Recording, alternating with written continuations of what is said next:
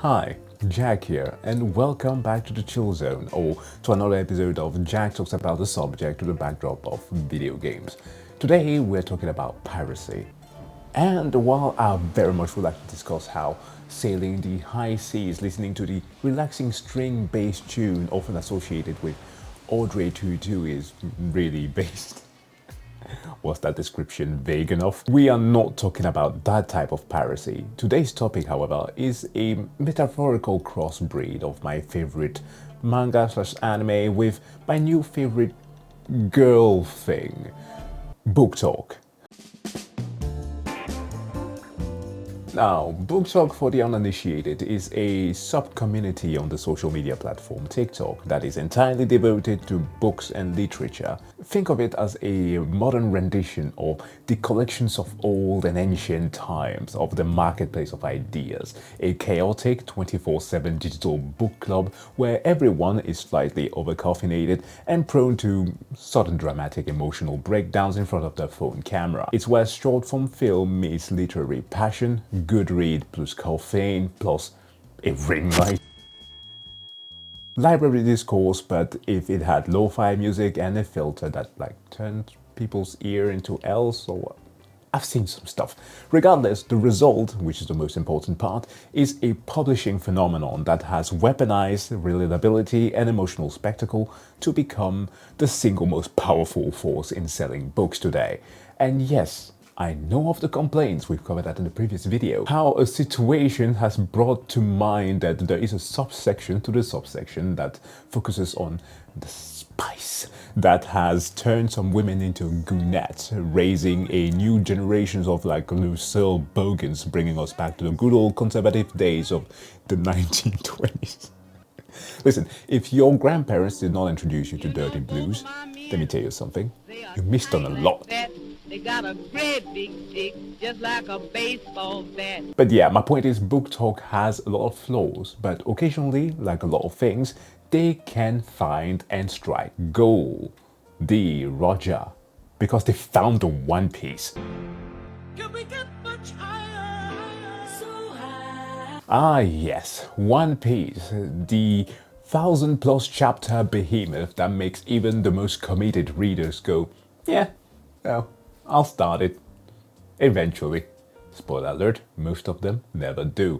But recently, BookTok's chaotic energy made it so that even the warp got into flux and forced some people out there to say, why not today? And so they did. They actually started reading One Piece, and I've seen clips of people crying over Luffy, gasping at the plot twist, or holding volumes of One Piece like what is sacred relics of a bygone time. They've gone viral and it is awesome, because suddenly One Piece isn't just for manga and anime fans, it's for BookTokers who've realized that it's basically a pirate epic about friendship and freedom, and some deep critique of the Wilder, of course, and some emotional devastation. And personally, I love this because we finally hit an era that I've dreamt of for some years. As a nerdy, black, ex-Jehovah's Witness, mind you, One Piece fans, I think, have done what Jehovah's Witnesses thought they were doing.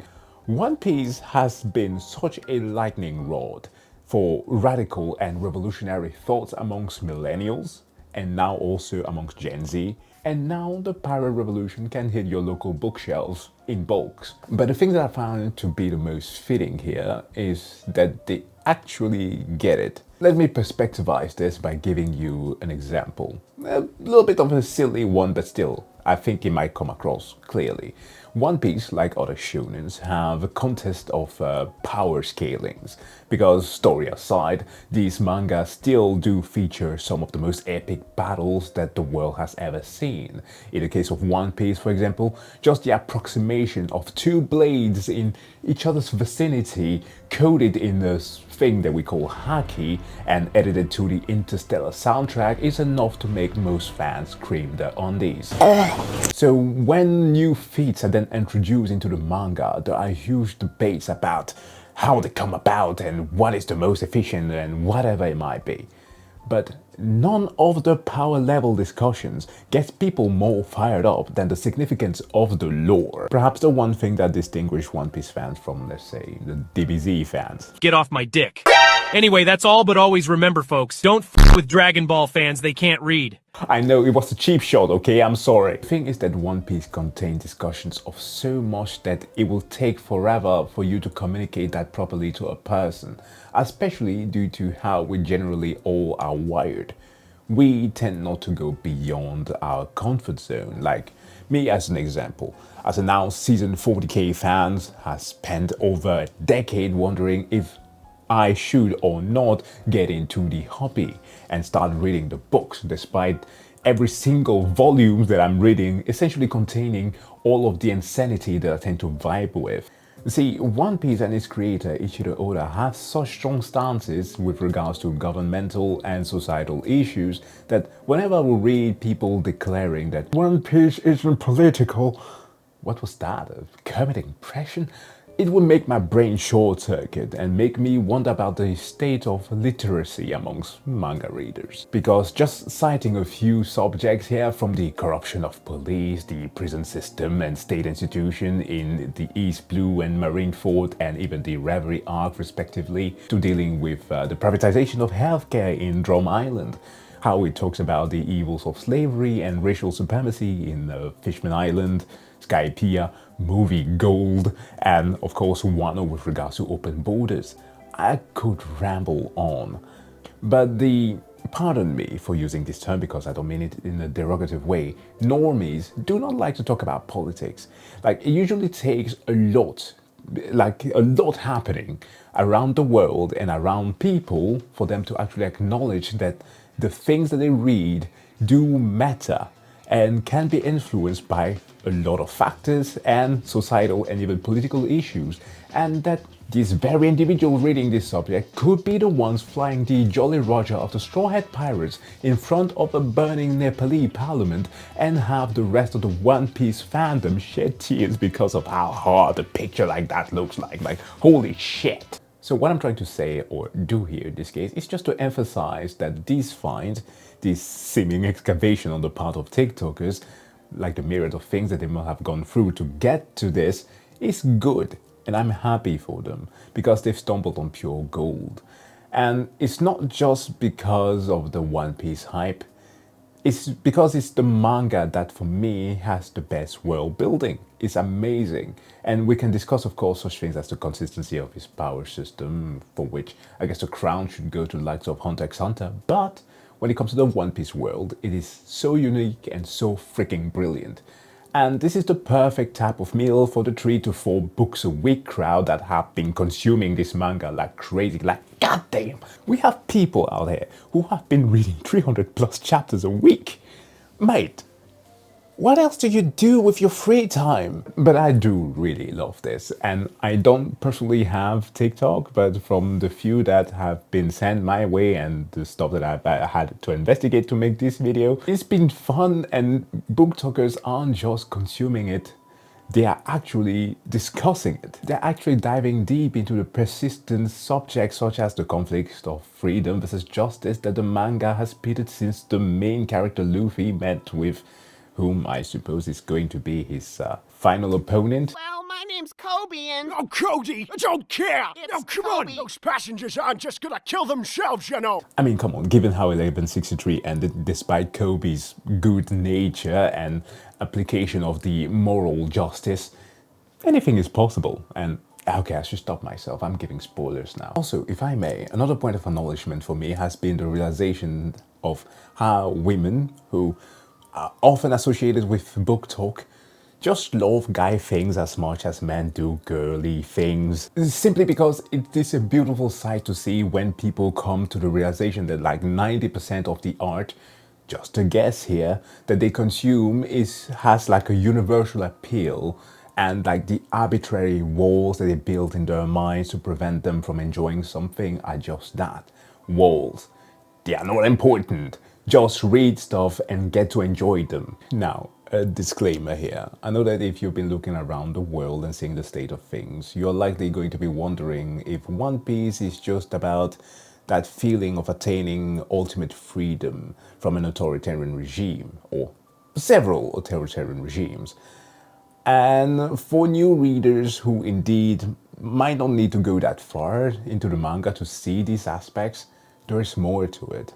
It's a secret attached to not just the main character, but a lineage going down generations, but one that is made very apparent through the main character Luffy because of his beautiful smile. At least that is how I would put it if I were to describe the back of my fictional One Piece Ultimate Collection. Now, given the nature of the content that I tend to do here on the channel, I actually plan on doing a reaction to the stuff that a wonderful YouTuber, Modest Basement, that we've covered here on the channel before, with regards to Japanese cults. Because the planet had a bit of a dinosaur infestation going on at the time, the first race invited was a warlike species of cat people with laser guns and hoverboards, watched over by the three great ninth-dimensional alien spirits, Jesus, Confucius, and Moses. What? What the fuck is happening? Where he has recently made a One Piece video talking about the political aspect of it. And I would highly recommend that you go and check it out before a reaction of it is dropped on this channel. So please do me a great service and check out his video. But I'll tell you this, okay? Even if these messages don't become super apparent to you, like, let's say that you read the Sabaody arc and you wonder, why did Luffy just punch the snot-nosed Nepo baby? Oh! For which, first, this is a real reaction that a friend of mine had, a very close friend, whom I wish was trolling me but was not, and almost made me ruin our friendship. Even if that is the case, it's okay, because at least you're reading. No, seriously, I'm not joking. Just like a prior video that I reacted to that showcased how it is that the literature that a lot of BookTokers engage in might be containing 10% high fructose corn syrup flooding down some basements. At least people get to read physical media, and that's a start, because as you know, the attention economy and the digital distraction that I might even be contributing to push for more fragmentation. Constant digital stimulation from your smartphone, social media, and push notification has trained your brain to expect a quick dopamine hit and for you to constantly multitask. So the average user now checks their phone 58 times a day and can barely focus on simply reading through a chapter in a book. This is something that has proliferated a lot of media press and, let's just say, content to shorten the content format, recognizing that the viewers and readers now decide quickly and have extremely low threshold for switching attention.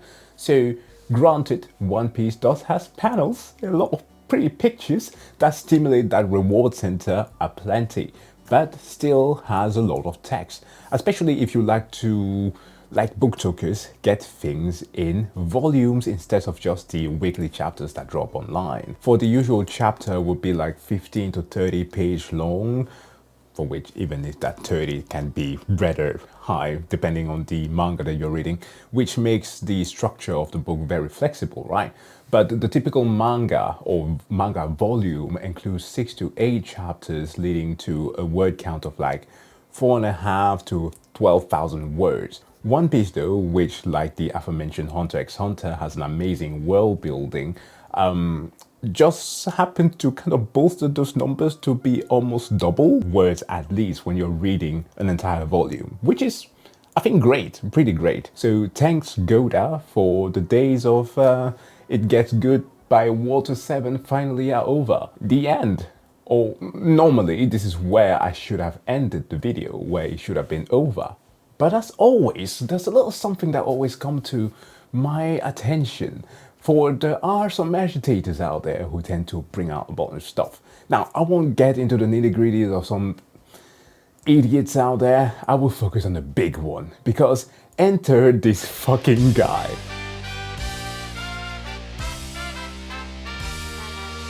Lord of the Rings superfan, tech overlord who wants to know your Roblox password, and the Antichrist himself, Peter Thiel. I'm not kidding. It of course had to cross my feed while editing this video that The teal to his orangeness has become a One Piece fan, but even worse, he thinks he's Luffy. What are we doing here? Why are we still here? Just to suffer. Every night? Yes, the techno-fascist, psycho-libertarian, 58-year-old assumed gay guy, there's nothing wrong with that, Okamawa, with a $20 billion worth to his name, decided to graze an evangelical magazine whose other articles are about stuff like the problem with LGBTQ Catholics, techno-nationalism, and the Epstein myth. Graced his audience by explaining One Piece to them in the most confusing way ever. Thiel, whose childhood include attending a German school in apartheid-era Namibia, infamous for casually doing the Roman salute. Actually, no, they didn't just do the Roman salute, they actually hired Hitler daily, is trying to claim that the anti-imperialist, anti-colonial, anti-racism, freedom for all pirate manga, for which of course you know that the only thing that Luffy is opposed to and might try to have like a monopoly on is meat, is trying to claim that this is a Christian allegory for his libertarian apocalypse. What the f? He's basically doing the most unhinged literature analysis ever. He thinks that the world government's villain, whose name I'm likely going to be redacting here because I don't want to give spoilers to new readers, is the Antichrist of the Book of Revelation, and therefore Luffy, the happy-go-lucky freedom pirate, must be Jesus Christ because, you know, Luffy's straw hat looks vaguely like a bloody crown of thorn. If you like squint very much, right? It's absolutely not him pulling some shit out of his ass. He is completely ignoring the entirety of One Piece themes about genocide, slavery, and corporate or government oppression. There is corporate oppression. What am I talking about? Crocodile is literally a thing. Baroque works. Which are like a direct mirror to his worldview. He's taking all the wrong lessons from the literature, from the thing that he's reading. Like, it is the classic, oh, you know, I read Dune and I decided that I should be the Worm Emperor God King. Like, come on, like, are we sleepwalking into delirium here? Yes, we are. Thiel is using One Piece in that article that I highly recommend that you read for yourself because I won't do it any justice. He is advocating for new miracles, right? New technology, techno-fascism, and strange new possibilities to achieve a narrow third way, which translates to no government with just him and his rich friend ruling over everything, right? The One Piece way. The whole thing is the most pathetic attempt at deep criticism riddled with just dogshit evidence and betraying the worldview that is fundamentally opposed to the source material. So, perhaps I should redact what I said before about simply just reading things. It's a good step, but at least get some level of comprehension, okay? Do what the BookTokers are doing. Wow. Yeah, breaking down stereotypes. Anyways, folks, thank you so much for checking out this video. As always, feel free to let me know your thoughts in the comment section below. This was a fun topic that I thought I would be talking about and kind of testing some of the editing there. Anyways, wish you all to have a wonderful day, more content to come, and look forward to that One Piece reaction. And see you guys in the next one. Bye.